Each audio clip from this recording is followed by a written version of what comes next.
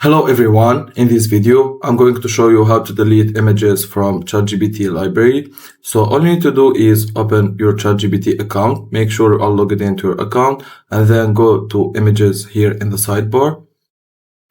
Now you can see my images, your images here. It is still loading.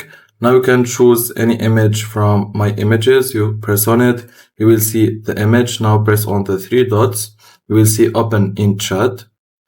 Now it will open the chat for you. All you need to do is press on the three dots again and then press on delete and then press on delete again. And when you go back to images, you will no longer find that image here, and that's it. If you go back to images and you refresh,